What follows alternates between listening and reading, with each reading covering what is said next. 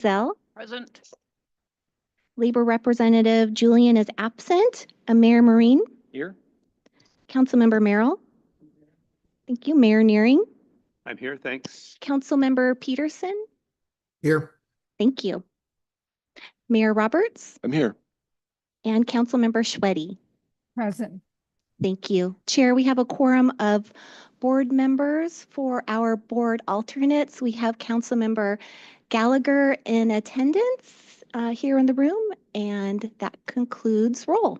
Okay, thank you, Rachel. Appreciate that. We'll move on to public comments.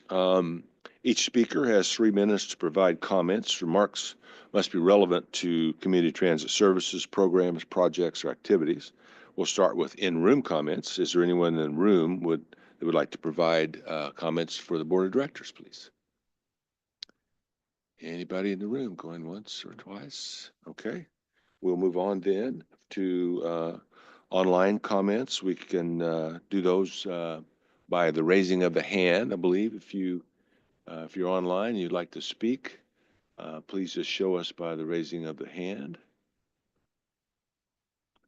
Okay. Anybody? No hands raised. Any other comments? Okay, we'll close comments, remote comments then, and it's all good. We'll move right on to presentations. Employee Service Group Awards. CEO Elgin Fritz has something he'd like to do for us today. Great. Well, if I could invite Don Smith to meet me at the podium.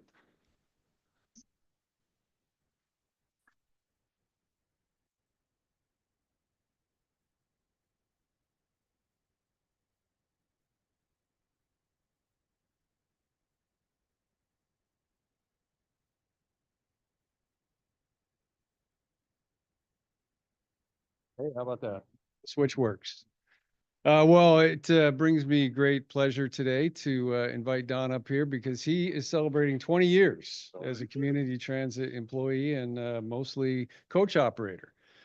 So he is one of our very, very best, and it's great to celebrate him because we, in particular, not for everything he's contributed to the people of Snohomish County, but also because we got acquainted over the summer at the rodeo that we hosted up here at Hardison Road, and that was a lot of fun. Don is known for many things. He's known for his infectious laugh. He's known for always being ready to help others.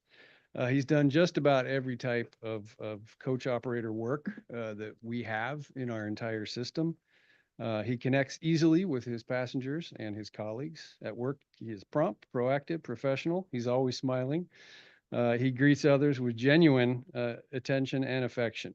He has served as an in-service instructor, earning overwhelmingly positive feedback from his trainees.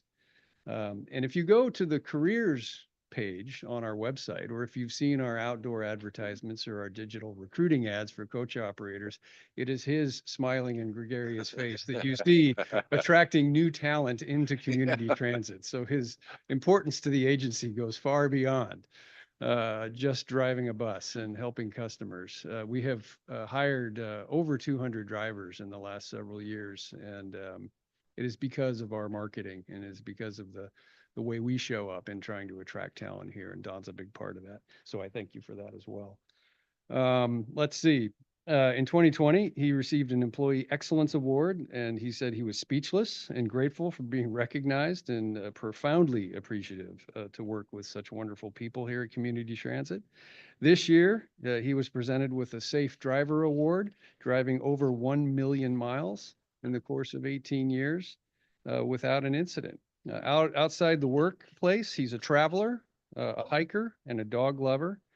And on the personal side, he met his wife, Tamara, here 19 years ago. And they work together, he in transportation and she in training.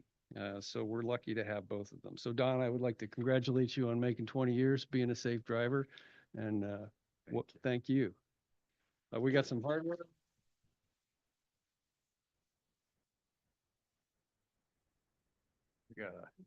We got a certificate, and we got a 20-year pin that I will not try to open.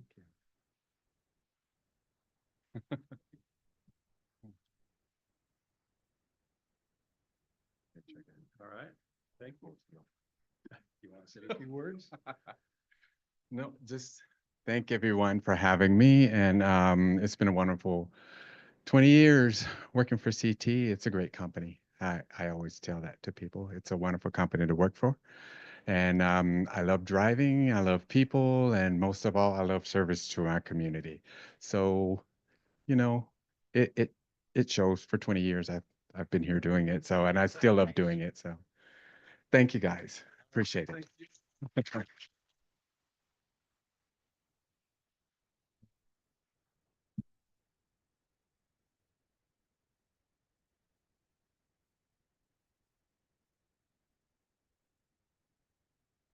All right, thank you, Rick, and thanks to Don for his 20 years of good service to the agency. We'll move on to Zip Shuttle pilot area update. Jennifer Haas is going to tell us all about that. Come on down, Jen.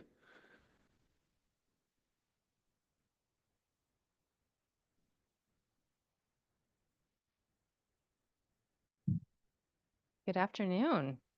I'm excited to be back again talking about Zip Shuttle. About every 6 months I make it through, it seems like, right? So we are going to be going through talking about the pilots now that we're 7 months in and sharing just kind of how we're doing in progress. I'm going to start with an overview, walk through a little bit of background and just the general approach we took when looking at the pilots. Talk about performance and how they're doing, looking at what our customers are telling us about the service and how their experiences is, and then some next steps. Sorry, I'm like, did I press the wrong button?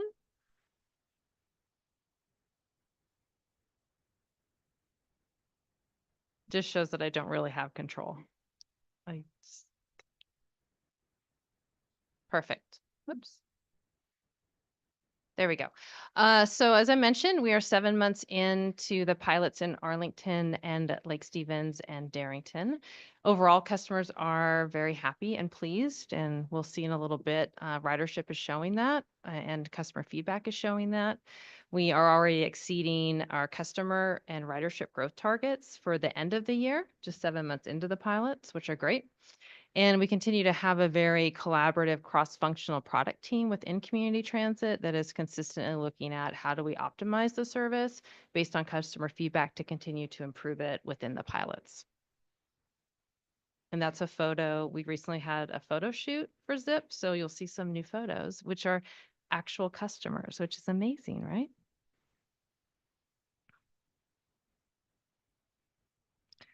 So taking us all the way back to 2023, and even a year earlier in 2022 when we identified the 3 areas, so a long time ago, almost 4 years.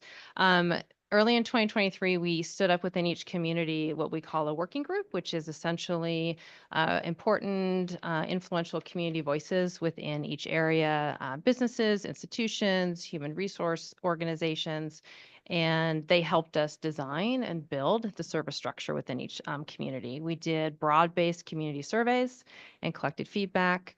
We also started our procurement process to select a vendor contractor to provide the service.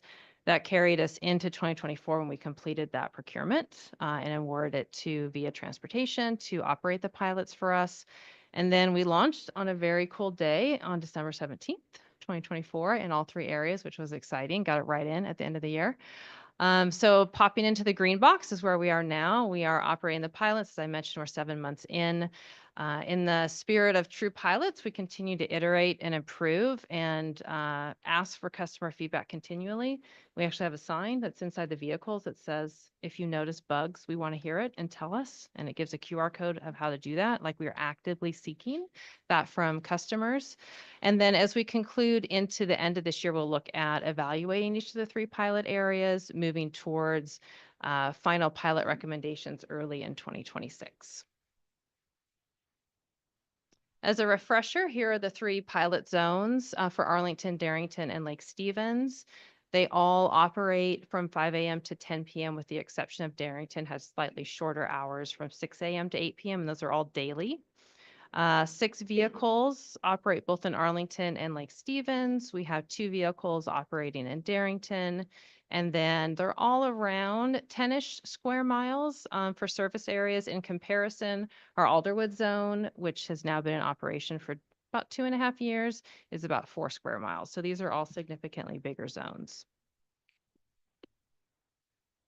We took a unique approach back in 2022 when we selected each of these areas. So I want to spend a little time just talking about that. Arlington is a very diverse city. It has about 22,000 residents. It has the industrial center, which is up there and growing. And it also has a transit center that has no on-site parking. So that creates an interesting first last mile occurrence. And it has a relatively high share of low income and disabled residents. Darrington is one of our most rural communities within our service area. It has about 2,500 residents within the town located along Highway 530. Back in 2000, I'm going to go way back in 2018 when we chose our Alderwood as our first pilot area. Darrington was a close contender because we were very curious how to test this product within a rural area as well. So it made the cut second time. And then Lake Stevens is one of the largest cities we have in our service area with over 41,000 residents and a transit center that has regional connections. So part of choosing each of these areas was also to learn within the pilots because these areas we felt were similar to other cities within our service area. So what we learned here could be applied forward in other areas and may not take as long of a lead up. As we know, these pilots are taking from, 18 months to 2 years, and we want to be able to replicate quicker in other spaces. So we asked ourselves in these 3 different zones, can ZIP achieve the following goals? Can it attract customers? Can it help those customers get where they want to go? Will it help people connect to the bus and other transit options, potentially like the train if they get that far south? Is the efficiency good? Is it operating well? And how do those costs look? And then most importantly, is it creating a positive experience? Is it solving the need that we designed the pilots for within each community? So let's first look at attracting customers. As you'll see, the dotted lines, the horizontal lines represent what our year-end targets were. So Arlington and Lake Stevens are blowing it out of the water, which is amazing. They are well exceeded where we thought they would be already in July, in December of this year. Darrington has just creeped up to meet the 200 customers we thought they would get by the end of the year, but even that is amazing. The adoption rate in these communities is much higher than we even saw in Alderwood. And what we've learned from talking to people, seeing survey comments is people were aware of the vehicles and the service because they would travel to the Linwood area because that's a huge destination center for our county and they would see ZIP. So there's already a familiarity with the brand. That in addition to doing a year-long in-depth engagement process within each community to design the pilots was very successful in leading towards that high adoption. So in looking at can customers get where they want to go, we're already seeing we're at 73% of where we wanted to have our total boardings already at the end of July for all 3 areas. Again, Lake Stevens and Darrington are in the 80s to mid 80s. Arlington's at 65%. So again, well exceeding the targets. We based the targets after the kind of growth and adoption rate we had for Alderwood because it was the only zone we had to model anything from. We still feel they were pretty solid and are think it's amazing that this is where we are at this point in the pilots and they're continuing to grow month over month in ridership and new customers. This is interesting. Who's riding ZIP? So we knew when we put these 3 pilots in these 3 communities that had high schools, some with multiple high schools, we're like, are youth going to ride? Youth are riding. In contrast, Alderwood does not have a secondary school, so it's much lower for youth. Interestingly enough, what we're seeing in Arlington, Darrington, Lake Stevens, while there is a lot of youth riding, it is very interesting to understand why they're using the service. Many are using it to, of course, get to their friend's house and get to an event or an after school, like high school game. Many, though, are using it to get to 0-hour classes at high school that they wouldn't have a parent to be able to take them to, or an after school activity like a club.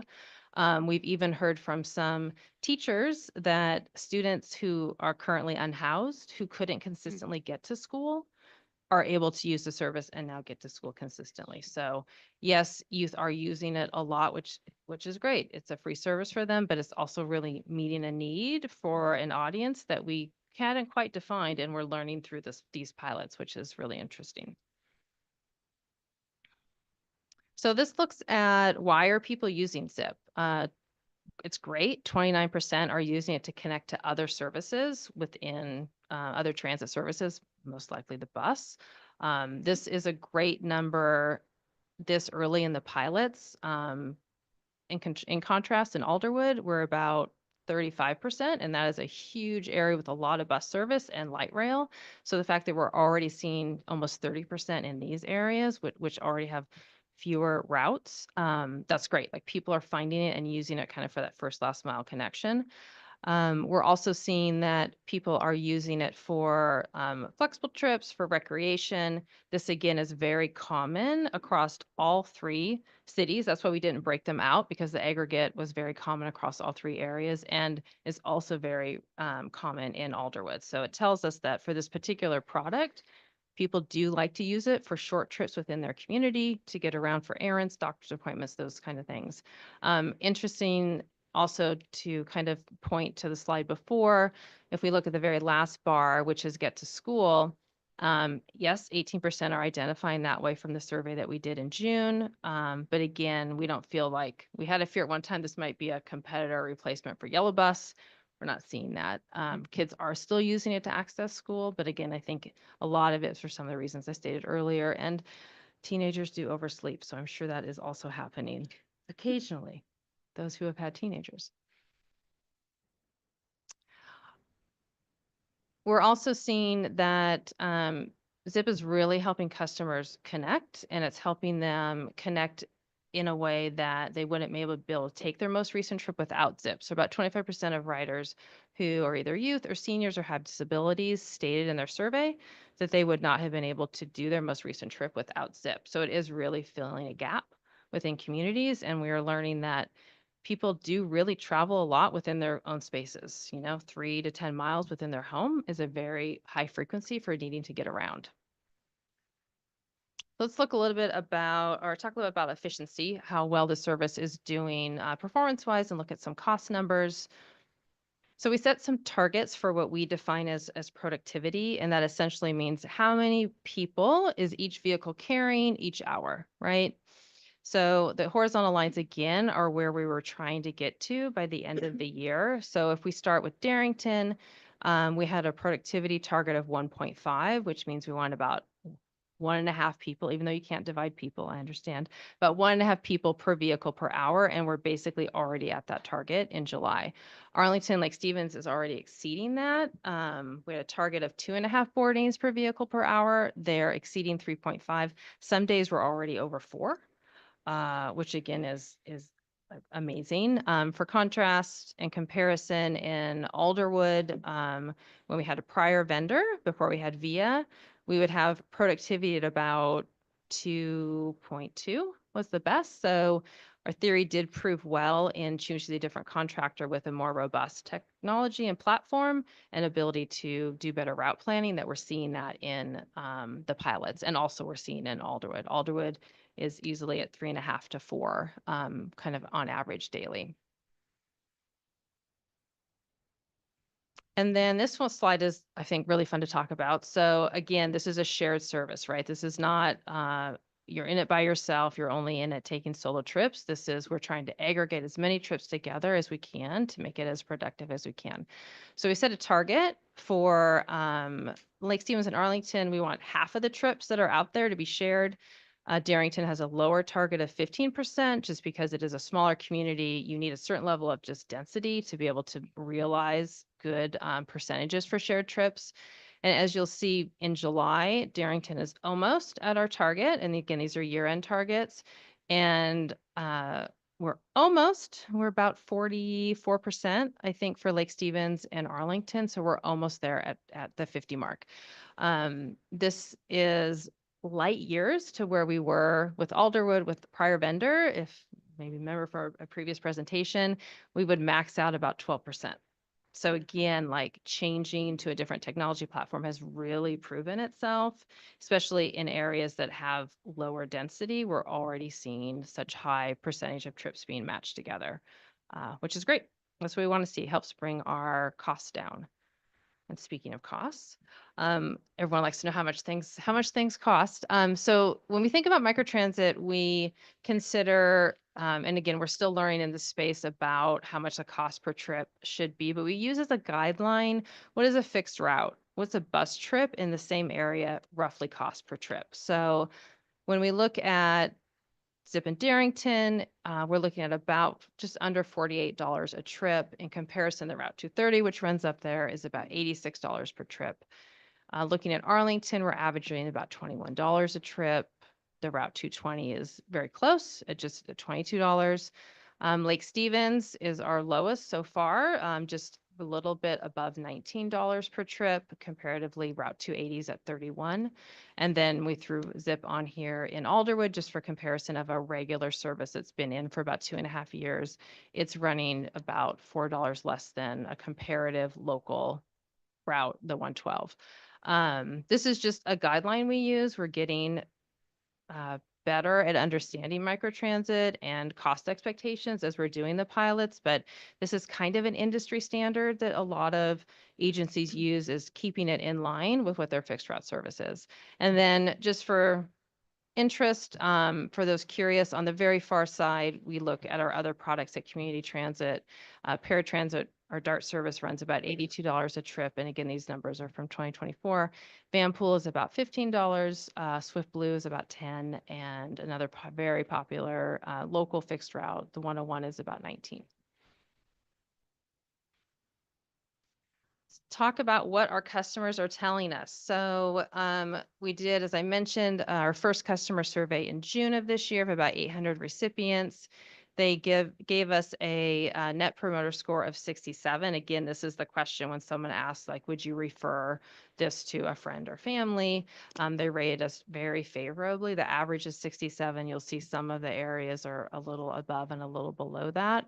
We do feel that Darrington, in reading the customer comments and also through our outreach there and talking with the community members, rated a little bit lower, not potentially because of not liking Zip Shuttle, but they want Zip Shuttle or a service bill to get them to Arlington. So they want to just get outside their community. They really love the product. They just need to go a little bit further. So it's an insight and learning for the innovation team to be like, can we dig into that and help solve for that as well? And then this is just in relation, it shows our other services. If anyone's curious, private rideshare models like Uber and Lyft. Uber has a net promoter score of 39. I think Lyft is 9. Anything over 0 is considered good in the industry. So the fact that we're at 67 is amazing. Customers are liking us. They're finding the service meets their needs, which is great.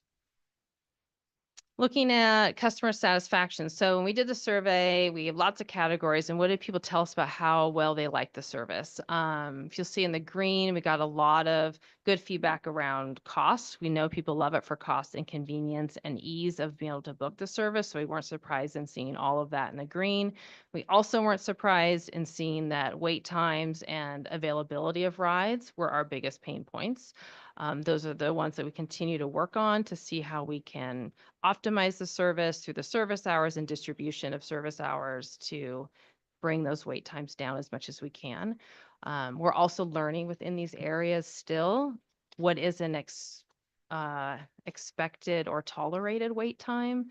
They are bigger zones, so we're trying to also understand, like, maybe 25 minutes is the time, and that's about what it's going to be. But we are seeing fluctuations depending on time of day from could be 5 to 10 minutes, could be 40 minutes. If it's longer than 40 minutes, someone will receive a notice in their app that says, come back, try us again in a few minutes, because we can't serve that trip. So we are seeing a very small percentage. It's usually only 3 to 4% of those customers or trips receive those messages, but we are seeing that a little bit too. So a lot of demand, a lot of interest, a lot of people want to use the service. So talking about wait time, this is kind of the little charts that's showing for Arlington, Darrington, and Lake Stevens what wait time is happening. You'll see the bottom line represents Darrington. Amazing. If you're in Darrington, you will get a Zip ride about 5 minutes after you request it consistently across that span of hours. It's just a smaller community, less people requesting the service. Looking at Arlington, Lake Stevens, we're averaging, and I say average because again, you could be a customer that waits 5 minutes or 40 minutes, is around 20 minutes. The call out box on the right is just an example for July. For Arlington, Lake Stevens, about 61% of customers had a wait time of 20 minutes or less, which is good. But about 21% had to wait that 20 to 30 minutes. Again, we're still trying to just understand the kind of elasticity of that. And then 18% had to wait over 30 minutes. So what are customers telling us about the service? The nice thing about booking through an app is we now have a 5-star rating system that we can get from customers. So we have about 10,000 of those so far. That represents about 13% of our total trips that have been taken in the pilot areas over the last 7 months. A lot of customers are giving us 5 stars. Quite a few also giving us 4 stars. We do look at every comment that comes in through the 5-star ratings in the app, in addition to any customer that calls our call center and leaves a comment. So every day we get a sheet at 5 a.m. that comes through, and we start like adding those to our backlog of how do we work on this? What are the trends we're seeing? So it's great. The data is amazing. Looking at the right side, top complaints are around employee conduct. We've had some issues with just driver and some rudeness. So we're working on that and working with the contractor to understand like how can we improve that for the experience for the rider. A little bit around driving. Sometimes this can be you get in a vehicle and you want the vehicle to go how you know it would drive, but their GPS is telling it to do something different. That can be kind of confusing for customers. They're like, why is it not just taking me around the corner? And it also may be part of a shared ride. So that's also so we've done some messaging and communication through the app to try and help customers understand that a little bit more. So all in all, we've only had about 201 complaints falling into this top area, which is only 0.25% of all of our trips. So again, still important because it is the feedback we need so we can improve the service, but just want to create the context that it is a fractional number of the total comments we're getting, which feeds that people are enjoying the service and it's meeting the need.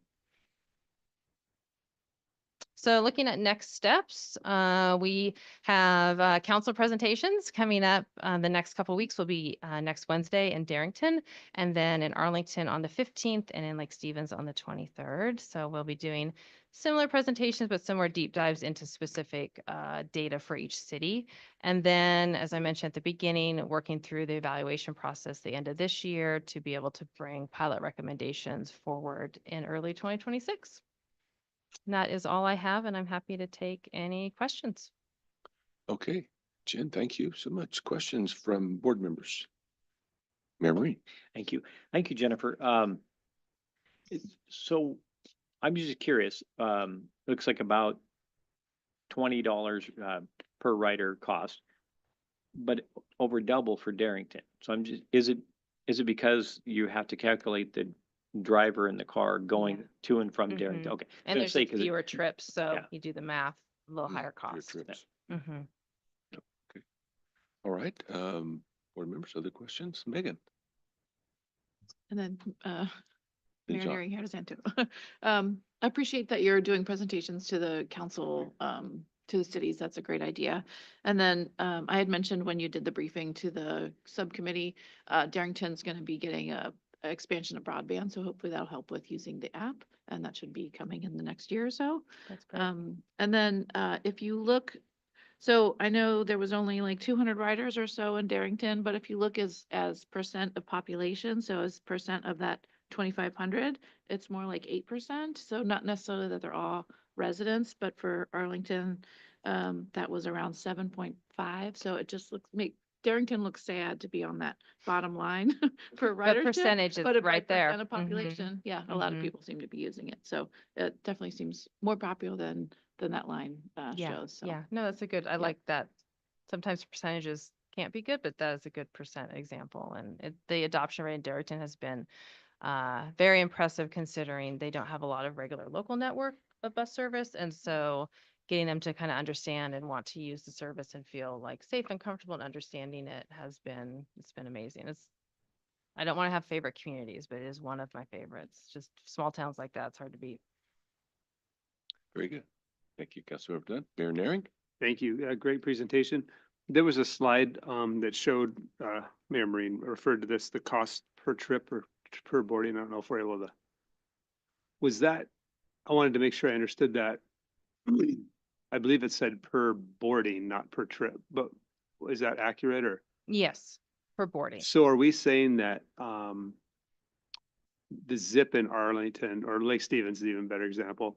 If you just take the regular bus on Route 280, you're costing community transit $31.48 for every trip you take. But if you take a Zip service, you're only costing For- 19. For boardings, yes, per person in the vehicle. Mm-hmm. Maybe I misunderstood, but that tells me that Zip's more efficient than our regular bus line. A little better gas mileage, John. Yeah, I guess so. It's a more But you personalized also have to service, consider too. the routes, these routes go beyond the boundary of the microtransit zone. And Right, so right. True, like yeah, that's the true. ideal world is microtransit, which is a micro service. So if you It- tried to do with microtransit, what you're doing with, like, if you taking people to work in Seattle, you'd find Yeah. a much different Yeah, scenario. they're meant to complement Yeah. one another, feed one another. That's the kind of appropriate relationship. Okay. But good call out. So going a little bit further on that route, so you talk about Route 280, that's the entire Route 280. Mhm, Okay, got it. mhm. Okay, other board members have questions? Councilmember Merrill. Yeah, I had two and I can only read my handwriting on one, so I'll go with it. And you may have covered it, but do you have a target wait time that you're trying to achieve on these? And if so, how does that compare to, say, Lyft, taxis and Uber?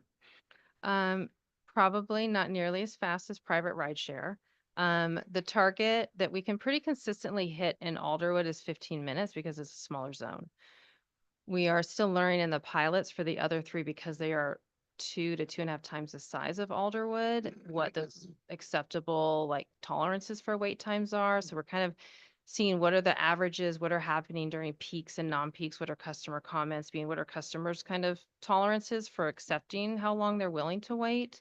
There's a fine line with microtransit of you can add more service in for more cost and lower wait times, but eventually that also can get exceeded because then you bring more customers in because the wait time is shorter. So it's a balance. I think honestly, just from where we're assessing within the pilots now, 20 minutes is probably a fair average. It's like a pure average across, at least for Arlington and Lake Stevens, but we're still learning in that space. And we're also learning how are we going to be messaging to customers about what those wait times are so they understand that I might get it in 5 minutes one day, I might get it in half an hour the next day, like how we message an on-demand service. It would seem to me, and you might talk to this some, that consistency in wait time might be more important than how long you actually had to wait, if you can count on that wait time. So are you working on that also? Yeah, we're trying to factor in reliability, right? So when someone requests a ride, they know, so they can, if they're having to connect to other trips, they can plan that into their trip length. So they know like, I'm going to plan for the longest, which maybe that's 20 minutes, and maybe it comes a little bit earlier than I get there earlier. So we're trying to get to that point versus we show up much later and then they've missed the connection or an appointment or whatever that is. So those are the pieces we're assessing out during the pilots. It didn't seem when I was going through there, and maybe I missed your comment on it, but it didn't look to me like wait time was one of the high tick marks of customer issues. It is. It's one of the pain points that came back Okay. that we saw from the survey and we see kind of in daily comments that, for a lot of people, it's working great. They love the ride. They're fine with the wait time, but it's hard if you've taken private rideshare like Uber or Lyft, which is there like right when you want it. Again, this is only $250 versus, 8, 10, 15, 20, whatever that price may be. So that's also the comparison factor. Okay, Great report. Thank you. Thank you. okay. Any other board members? Councilmember Dunn. Thanks, sorry. I had another thought. So did you, how did you pick your zone for the service area? Did So- you look at like destinations like Costco or, and Yeah. then also people with transit barriers? So that was part of the community assessment work that we did in 2023 as we talked with our community working groups, and then we also did community-based surveying, and we essentially would look at all those factors, like what are the key destinations in the area. Luckily for these 3 cities, we've pretty much incorporated their city proper boundaries into the zones. So it's can be frustrating for some customers who may have an Arlington address, but they don't live in that, so we have to be careful in messages, like it's not all of Arlington, but it is much of the city. So that's how we did determine them. And then we spent a lot of time with maps. And that was the second survey we sent out to the community members and asked for feedback, like, we heard you wanted the service. Does this map and the time of the span of hours and all the things meet your needs? Okay, thank you. Anybody online? Councilmember Sweaty or Peterson? Don't see any hands up, so I think we'll be good. Thank you, Jennifer. Thank you. Appreciate it. And for the update. And next is CEO's report. Great. Thank you, Mr. Chair, members of the board. Great to see you all today. Before I jump in here, I'm appreciative of the comments and the engagement on the report that Jen just gave, and I want us all to remember this conversation when we get to the recommendations at the end of the year and subsequent decisions by the board about future service planning. Part of the art here in testing new products is trying to figure out what is reasonable to invest. And so those comparisons that Jen showed are trying to give you a sense of what it costs to create mobility within the county and what might pass that reasonableness test for sustaining ZIP in these markets and potentially adding new markets in the future as we go forward. So that's a judgment call that we together ultimately need to make as we think about how we want to scale that service. And it's why we're looking at those critical metrics, like how many people are using it to connect to transit, how many people are using it because they don't have another option, how many people are combining to do shared trips, and how are we able to leverage that. So anyway, it's a really fascinating conversation, and it's going to be right at the heart of how we answer the question, where do we take this service next, and how far do we go with it, and how does it complement the fixed route network. So anyway, thank you for that. Just thought I'd take advantage of having the podium to Your 3 minutes are up. editorialize a little bit.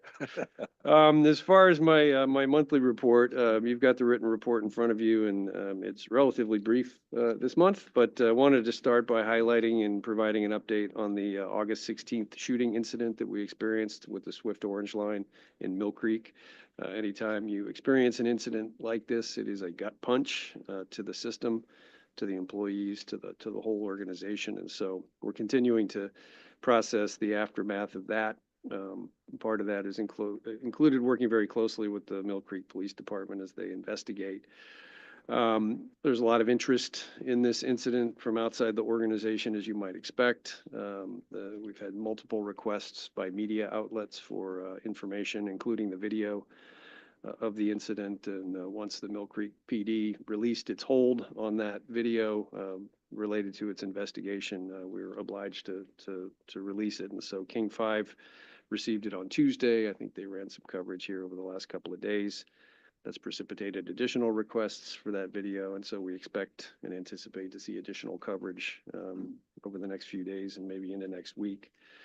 So we have been using the request for that information, through Martin and Monica and the communications team to share information with the media about all the investments that we have been making to improve our capability in this space. Talking a lot about the TSO unit, the SOC, the barrier door project, the rules of conduct, all the things this board has done to try to address community concerns about safety and security. So we'll see how that goes. I would expect to see a Seattle Times story on this and the broader regional question about transit safety this coming weekend. So if you have any questions, obviously let us know, but I wanted you to be aware we expect more coverage.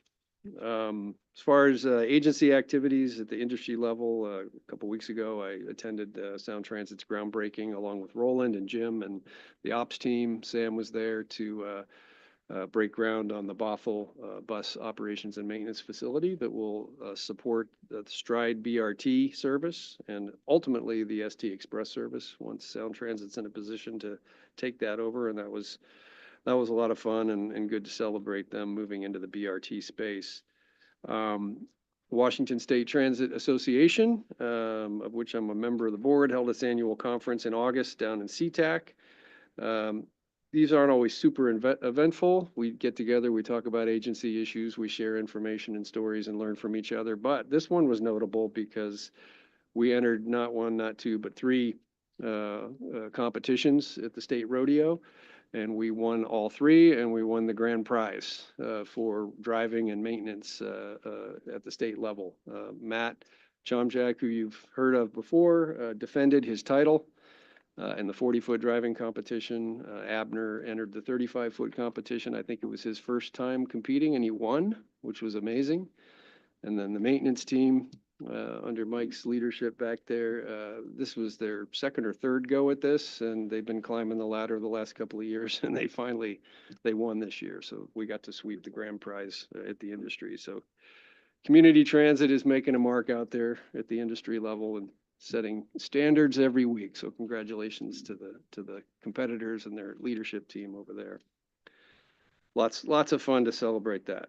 At the legislative level, well, intergovernmental anyway, with the feds and the state, I wanted to flag on the Gold Line that we received approval from FTA last week to enter project development on the Gold Line, which is a pretty significant milestone for developing that project. It's the first signal we've received from FTA this year that they're interested in continuing to partner with us on our projects. And so we're really pleased to get that info and that approval. That puts us into the process for a competitive capital investment grant. That's the CIG program that funds most of the transit projects from FTA's side of the table. So we'll be moving forward and advancing the Swift Gold Line, as you would imagine, with partnership from FTA. House and Senate are back from their August recess. They've got a pretty short window to complete work on the appropriations bills or a continuing resolution. Just to remind you, we've got earmarks on the table for the Gold Line, for the Green Line, and the Gold Line and the Green Line. Yeah. So, and expansion buses, replacement buses. So we'll be continuing to work with the delegation to hopefully see those through. And we're waiting and should hear this month from FTA or soon thereafter about our grant applications for the Low-No program and the bus and bus facilities program. So with the feds back in session, hopefully there will be news as we roll forward. Not a lot going on at the state level at this point. We're doing some off session meet and greets with legislators from the Snohomish County delegation. And staff will be working in coming weeks to start to put together a draft legislative agenda to bring to the board this fall. So we're ready for the next session of the legislature. Regional Mobility Partnership met last week. That's the GMs of all the regional transit agencies. And we got a briefing on the Regional Fare Forum, to which Mayor Frizzell is our representative, and got a first sense of what the recommendations may be coming through there as far as simplifying the fare system and trying to reduce barriers of access. And it seems like that's headed in a fairly constructive direction. It's always a challenge to get all the ORCA partners together and get them to make decisions together because our interests align, but they also sometimes diverge. But it seems like that's going pretty well. Sound Transit conducted its first test of 4-minute headways at the Linwood Station in the one line 2 weeks ago, and we were there to observe that. Mayor Frizzell turned out at dark 30, and we got to watch as Sound Transit ran trains every 4 minutes, every 3 minutes, every 2 minutes. And the good news there is that the traction power system, the signal system, was able to handle that load. My observation, and I think that of the team, would be that it's an incredibly staff-intensive operation to reverse trains at the Linwood Station.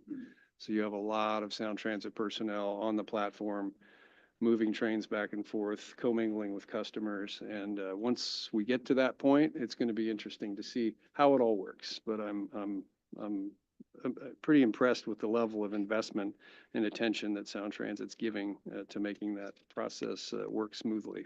They don't leave a lot of flex in the system, but it's something that we need to do in order to be able to meet demand, particularly when we think about Revive I-5 and the World Cup coming next year. You probably also heard Sound Transit announce they've got continuing financial challenges, so I suspect they are going to be moving into some kind of public-facing workshop process to look at ways to get the capital program to fit within available financial resources. In the middle of that, obviously, is the Everett Link extension, and we continue to partner with Sound Transit on that, and we'll report as milestones come and go on that project. I mentioned Swift Gold Line a minute ago, just a reminder to the board that we're kicking off public engagement today. So we're going to be out there making a splash, asking people what they think about the Gold Line and what we should be keeping in mind as we move into the design phase. So we're really excited to take that to the next level. We had a service change last weekend, and if no one's phone rang, it meant that it went well. And I think it went very smoothly. We added more service, particularly frequency on the weekends, with additional headways on the 101, 112, 117, 121, 201, and 202, as you can see there. And so far, so good. People seem to be responding. Last but not least, I mentioned to the executive committee last week that the hydrogen fuel cell bus is starting into revenue service this week, and the report lists the routes that it will be operating on. It finally certified enough miles in testing to get out on the road, so you may see a glimpse of the fuel cell bus out in the wild. And if you want to go stake it out, you've got the routes there that you can go see it and potentially ride it. So we're happy to see it out there and joining its cousin, the battery electric bus, in revenue service. Mr. Chair, that concludes my report. Thank you, Rick. Appreciate that. On to committee.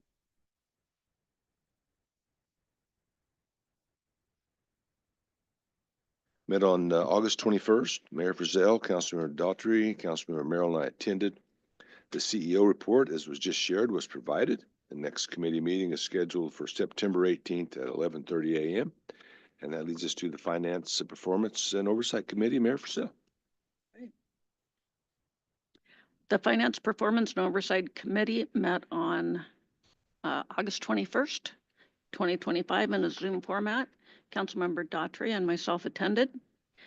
The committee reviewed and recommended 2 items for the consent agenda.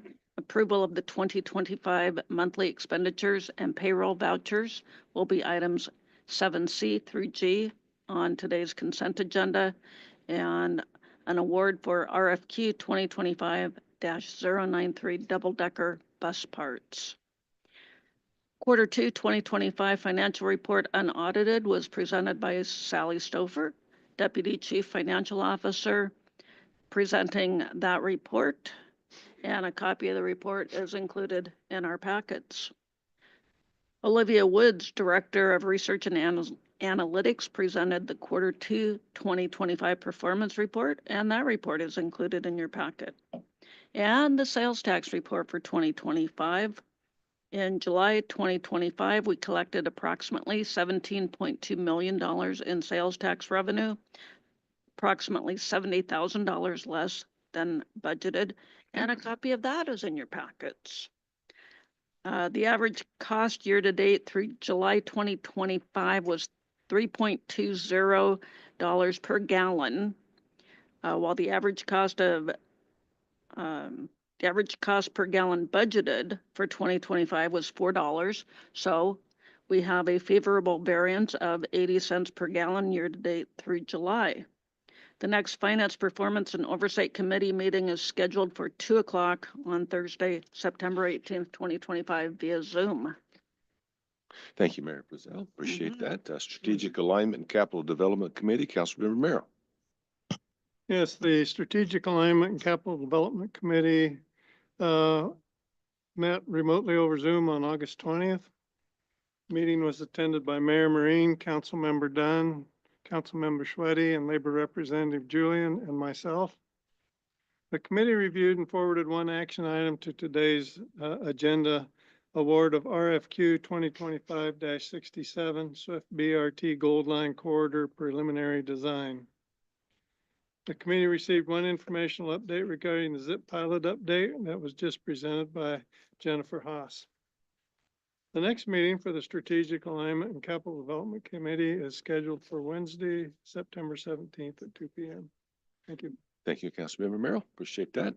On to the consent items, consent calendar. Would anyone like to remove an item from the consent agenda? If not, I'll entertain a motion to approve the consent agenda. So moved. Second. Okay, we have a motion made by Mayor Naring and seconded by Councilmember Merrill. All those in favor, please signify by saying aye. Aye. Any opposed? Consent items are approved as presented unanimously. Okay, action items. We have an RFQ 2025-67 for Swift BRT Gold Line Corridor Preliminary Design, and Morgan McGrath is coming. Tell us all about it. Thank you. Hello.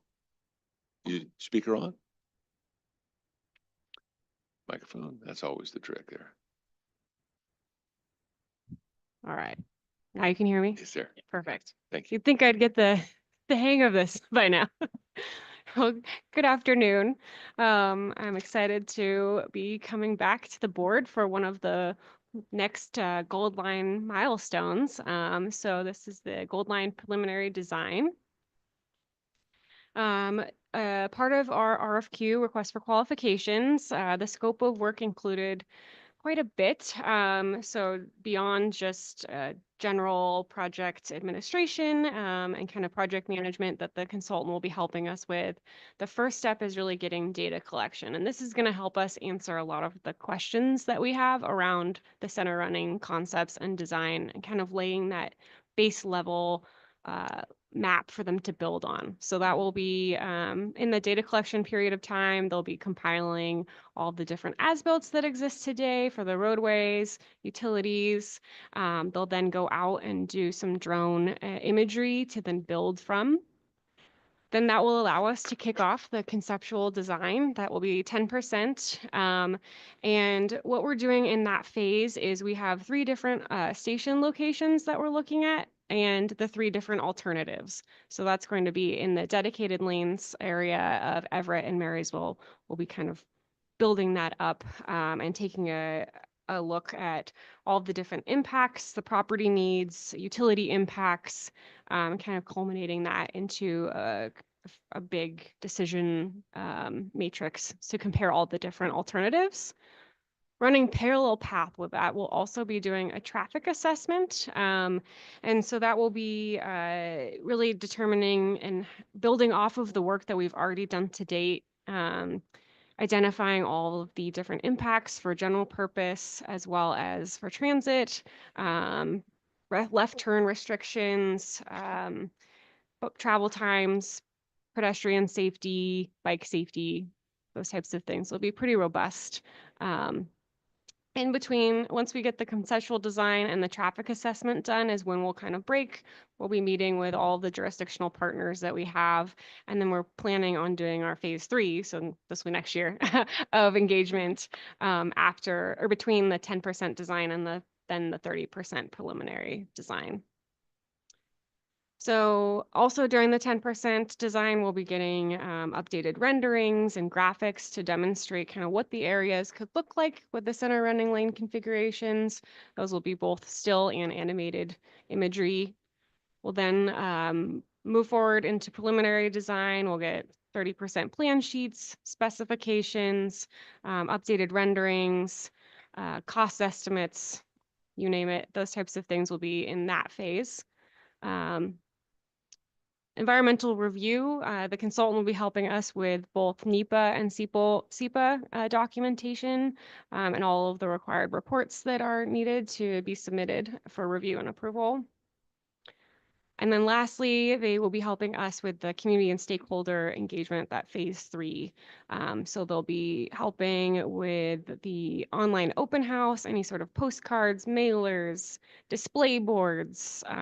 If we are at multiple events, they might be helping getting those set up, potentially attending with us concurrently. So quite a bit. So during the RFQ process, we had 4 different vendors respond, and throughout our evaluations, we determined that WSP was the most qualified vendor. Through negotiations with them, we've determined the not to exceed value of $6.75 million. And then I wanted to share just a gold line, the preliminary design schedule, just to give you a visual representation for how the scope of work will flow.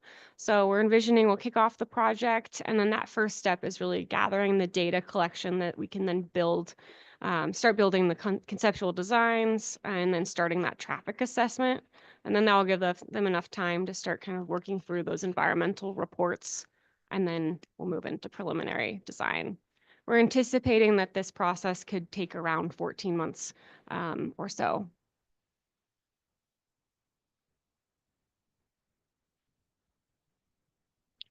And then, as Rick mentioned, so we are kicking off phase 2, not a part of this contract. We are kicking off phase 2 of our community engagement. So starting today and then running through October 2nd. And then that phase 3 that I was mentioning would be in 2026. Where we would share the preliminary design and environmental review. And then phase 4 would follow after that. So then this last slide, just again, letting you know that we're kicking off our engagement. So you should have received, if not, we can provide you the toolkit to share if you want to get the help spread the word. Our website is here, and then, yeah. Oh. So that's Okay. it from me. Any questions? Okay, Morgan, thank you. Well, I bet there will be some questions, maybe board members, Councilmember Naring, or Councilor, Mayor Naring, thank you. Thank you. Thanks. There is a Councilmember Naring, though. There is, That's yeah. right. Thank you, Chair. Thanks, Morgan. Great thanks for your work on this. I want to thank our CEO too. He's been very good at keeping us locally informed, as has the entire CT staff as we progress through these stages. I appreciate that. I just wanted to make sure, and Rick probably already answered this because I probably asked it in one of our one-on-ones, but I'm not remembering it.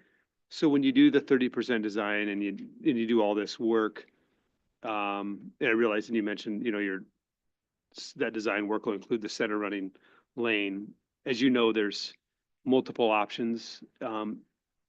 Does the design hold for whatever option is ultimately chosen, or do you have to, in other words, you understand what I'm saying, right? If the center running lane isn't the one that's the preferred local alternative, do they have to go back and redo this work? Oh, okay, no. So we'll be really, before we move into that final 30% design, we'll be making those determinations first. So that's really why we wanted to make sure that the 10% conceptual was so robust to include all of those options. So the 10% will get us to that point, and then, okay. Correct. I just want to make sure intention. that, okay, great.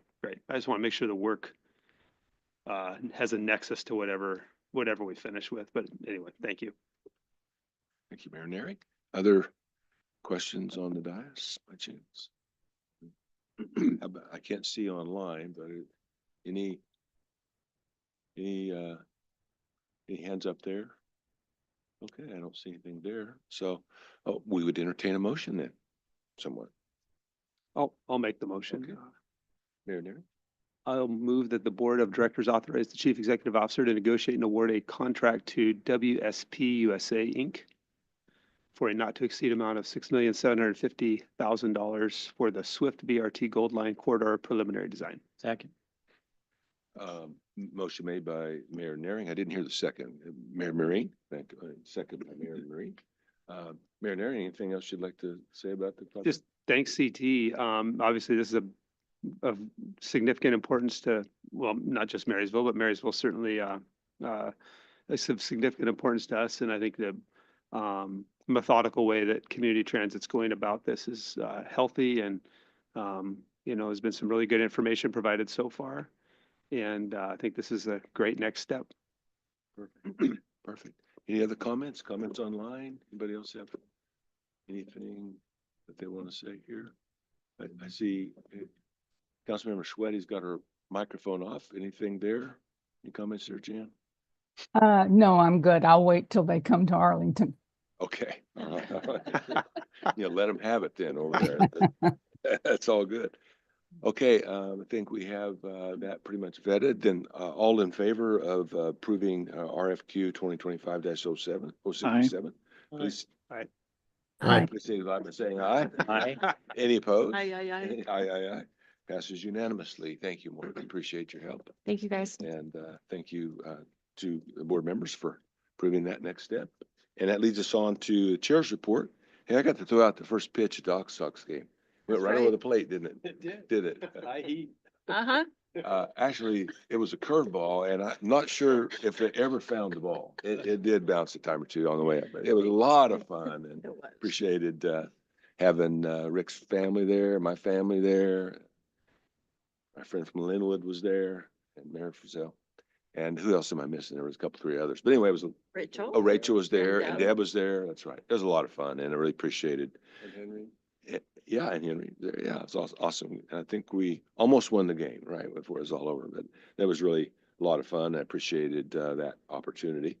My grandson has never let me. He's 10 years old though. He just won't give it up. He said, "Grandpa, you bounced it," So I'm still in a little trouble with him. Did you bounce But, it once or twice? You said it I was. think it was once, but they never Okay. found the ball after that. So Okay. it might be like 37th of Florida or somewhere. But so anyway. Our next regular meeting is scheduled for October 2nd here in our boardroom at 3 p.m. We have no executive session, so we'll go on to board communications, and I'd like to go in alphabetical order. Councilmember Kim Daughtry. I have nothing at this time. Thank you. Okay, all right. Councilmember Dunn. Nothing to report. Nothing today. Good. Mayor Frizzell. I'd just like to say that bounce or no bounce, it was very brave of you to get out there on the mound in front of a bunch of people. Yeah. And we just appreciated you representing That was fun. Sound Transit. That was fun. So we got to celebrate 1 year of Sound Transit being in Linwood, operating back and forth some more. So that was kind of fun. And I'd like to invite everyone to Linwood. We closed down 44th, the main station and the police station. And we come out and the community comes and we just have a lot of fun together. That is this Saturday from 10 to 2. And I believe, Joe will be there. yeah, I'm pretty sure Joe will be there. So come on down. And does CT have a booth there, I believe? Usually do. I'm looking for Jeff. He's back there. We'll find out. And, All right. and the name of that event is what? Fair on 44th. Fair on 44th. I Yeah. thought so. That's Okay. pretty Okay, well, thank you, Mayor Frizzell and Mayor Marine. Well, I'm very upset to hear that you have one. We moved our festival from August to September because Edmonds used to have one that we would conflict with, and now, so anyway, our festival, Lighthouse Festival, is this weekend. Our parade is at 11, and so I'm fortunate. Otherwise, I would be out for the fair on Oh, 44th. I know you. Where are would you be. holding it again on 45th? Is that? Yeah, somewhere. So anyway, and the weather's going to be great for both, whatever you decide to do. The weather should be good, we hope. And it just was nice to see that Washington State Patrol is branching out and doing design work now. So hadn't expected that. So that was good. That's all I have. Okay. Councilmember Tom Merrill. I was sorry to have missed the Aqua Sox event, but I was able to watch the reruns on Reels. Oh, yeah, right. So thank you for whoever captured that. And I have nothing more. Thank you. Okay, thank you. Mayor Naring. Nothing to add. Thanks. Nothing there. Councilmember Peterson online. Nothing to report, thanks. Nothing to report. Councilmember Sweaty online. Yes, I have nothing. Thank you. Yes, I have nothing. Okay, thank you. Let me see, Mike Gallagher in the house. Anything from Mike today? Nothing there. I think that is all. Is she? Mayor Wright, you're there somewhere. I am here, but I have nothing to report except On the same day as everybody else's Saturday events, Mountain Lake Terrace is going to hold the first Wag Fest. So if you have a dog or a dog lover, we're going to have a ton of booths at our Evergreen Park. It's That's all about the dogs. It's all about Thank the you. dog. Yeah, I've learned as a politician, you used to kiss babies, but now you just pet dogs is what you do. So thank you for that. Is there any other business for the good of the order here? All right, not from staff. So we'll adjourn this meeting at 4:05. Have a great weekend. Thank you all.